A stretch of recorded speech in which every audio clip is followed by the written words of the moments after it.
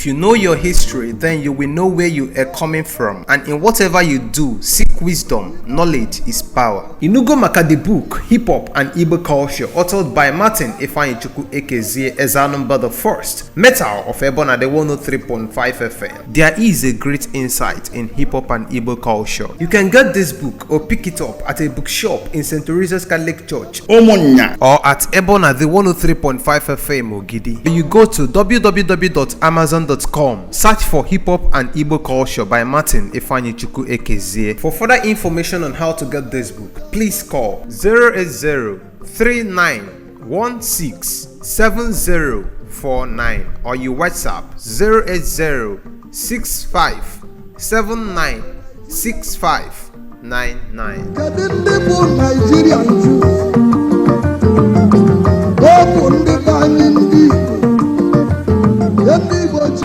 Let's get to meet you. Your name, sir? My name is Obisco. Okay. Obisco, my mama. So, why are you here today, sir? I'm here for the book launch. Okay. I came all the way from Onitsha. Okay. Come experience the book launch. I'm launching today. Okay. So, Hip-Hop and Igbo Culture, what is it suggesting to you? That's the title of the book. What is the suggestion you will get from it? My suggestion is all about I like Igbo culture more than any other thing. So Igbo culture is my hobby. Okay. So what message do you have for the youth today that you are here for this event?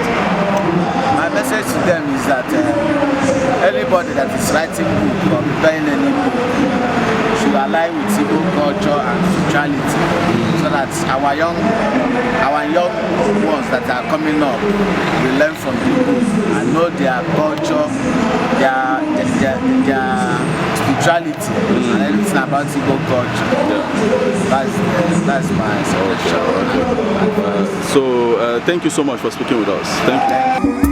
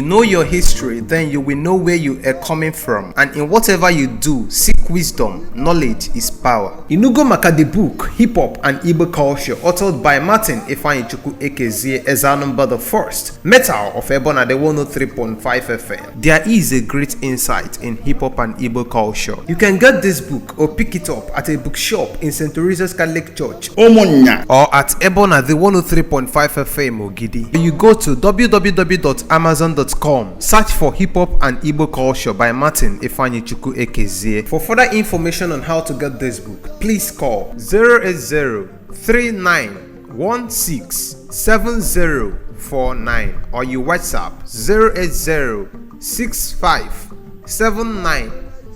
080-6579-6599. Kedu ndị bụ Nigerian Jews? Ọ bụ ndị